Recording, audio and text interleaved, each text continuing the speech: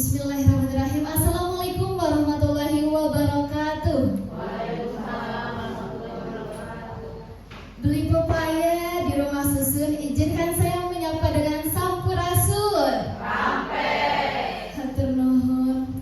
Alhamdulillah ibu-ibu, pada kesempatan kali ini saya bisa bersilaturahmi kembali di Kelurahan Cisaran Endah yang sebelumnya pertama sudah berkunjung ya Bu di Posyandu. Alhamdulillah pada kali ini kita bisa bertemu kembali. Sebelumnya perkenalkan Ibu, saya Fadila Latiful Hayat, mahasiswa dari jurusan Bimbingan Konseling Islam semester 5 sama dari Universitas Islam Sunan Gunung Jati Bandung. Tadi kita sudah membahas perkembangan yang ada pada fase anak. Selanjutnya akan membahas mengenai pencegahan stunting. Kan tadi sudah tahu perkembangannya seperti apa, maka di fase selanjutnya ada yang mungkin ibu-ibu harus lebih tahu bagaimana agar anak-anak kita bisa lebih sehat dan tidak terkena stunting. Ibu-ibu ada yang tahu stunting itu apa? Betul, boleh.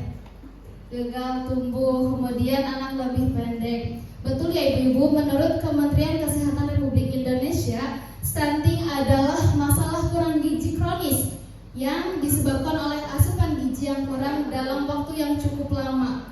Nah, akibat pemberian makanan itu yang tidak sesuai dengan yang dibutuhkan oleh anak kita.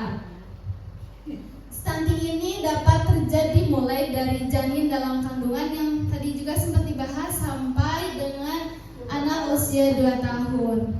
Nah, stunting dan kekurangan gizi lainnya yang terjadi pada 1000 HPK. Ibu, apa HPK itu?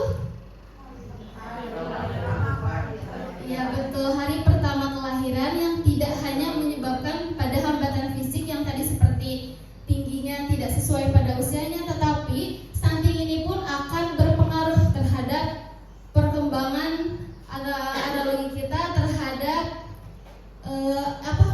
terhadap kognitif yang akan berpengaruh terhadap tingkat kecerdasan saat ini, bahkan produktivitas anak di masa dewasanya. Nah, mengapa stunting ini harus dicegah ibu-ibu? Karena stunting ini berdampaknya bukan hanya saat ini saja, tetapi berkelanjutan. Berkelanjutan ketika dewasa nanti, si stunting ini memiliki dampak yang negatif gitu. Seperti perkembangan fisik dan kognitif anak yang dapat mempengaruhi kualitas hidup mereka di masa depan. Anak mengalami stunting memiliki resiko lebih tinggi untuk mengalami kesulitan belajar. Ketika anak-anak di usia 2 tahun biasanya sudah mulai berbicara ya Bu. Nah, ketika di situ anak kita masih belum ada satu kata atau apa ya Bu, belum seperti anak-anak biasanya, berarti kita harus waspada. Bisa terjadi itu tuh stunting sudah mulai terjadi pada anak kita. Kemudian itu di kesulitan belajar, di produktivitas rendah. Nah, produktivitas rendah pun ketika anak-anak di usianya sudah melakukan merangkak yang lainnya, tapi anak kita belum, bisa jadi itu pun terkena stunting. Kemudian kesehatan yang buruk sepanjang hidup. Nah, karena stunting ini tidak hanya di masa sekarang, tapi akan berkelanjutan di masa yang akan datang, maka sebaiknya harus dicegah dari sekarang. Nah, Ibu, ini ada data stunting di Indonesia. Alhamdulillahnya pada tahun kemarin 2024, stunting di Indonesia itu memiliki angka yang cukup lumayan lebih rendah dari sebelumnya, memiliki penurunan yang cukup signifikan, yaitu di angka 19,8%. Sebuah pencapaian ya Bu bagi kita, karena bisa Ibu lihat bahwa di 2019 kita mencapai angka 27,7%, kemudian di tahun 2021 mengalami penurunan yaitu pada 24,4%, kemudian di tahun 2023 juga kita mengalami penurunan di angka 21,5%. Lalu terakhir kemarin pendataan 2024 ada di angka 19,8%. Itu merupakan penurunan yang cukup signifikan dan patut kita syukuri gitu Bu. Ada 3 provinsi yang relevansi stuntingnya terendah, yaitu ada Bali,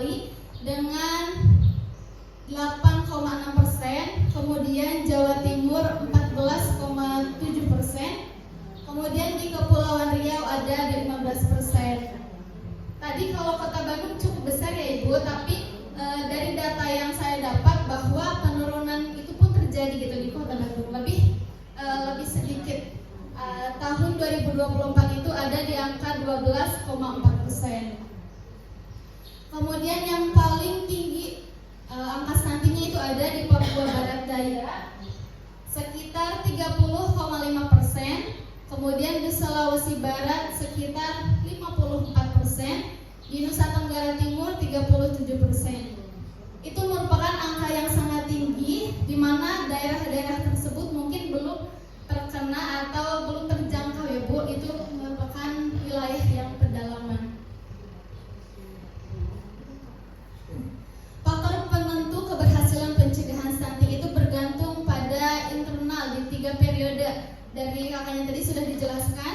Yang pertama itu masa ini terjadi di 1000 hari pertama kelahiran, yaitu di periode prenatal, periode kelahiran, dan periode postnatal.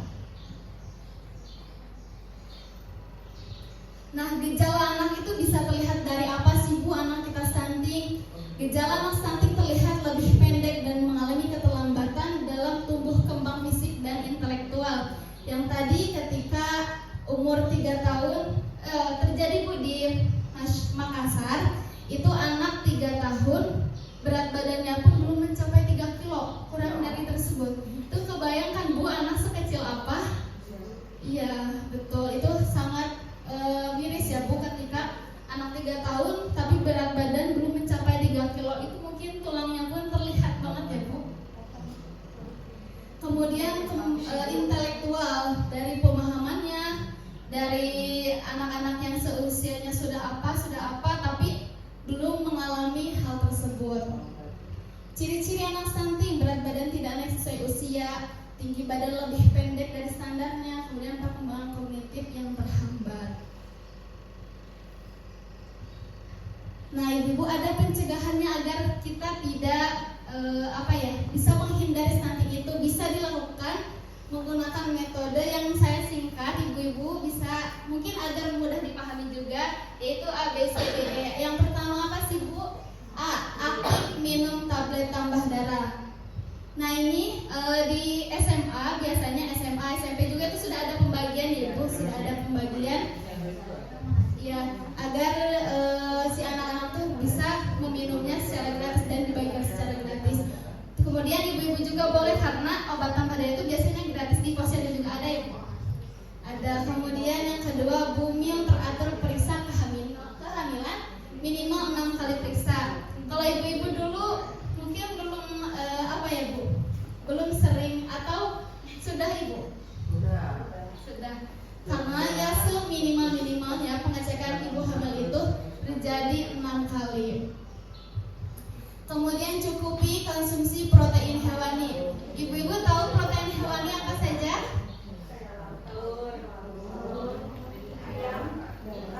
Ya betul. Nah, protein hewani itu termasuk ikan, ayam, telur. Itu pun konsumsinya harus dicukupi. Kemudian datang ke posyandu setiap bulan. Seperti yang sudah berjalan seperti biasanya. Kenapa wajib ke posyandu? Karena agar kita tahu perkembangan anak-anak sampai mana per bulannya pun. Biasanya kalau anak bayi itu sudah mengalami perkembangan ya Ibu-ibu. Kemudian yang terakhir ada eksklusif ASI selama 6 bulan. Jadi selama 6 bulan dari mulai lahir sampai 6 bulan itu harus benar-benar dikasih full ASI gitu ya Bu. Kalau bisa mah jangan dulu ke minuman yang disediakan ya. Kita usahakan dulu dari ASI kecuali memang terdapat kendala. Mungkin itu Ibu sedikit dari saya, barangkali ada yang ingin ditanyakan.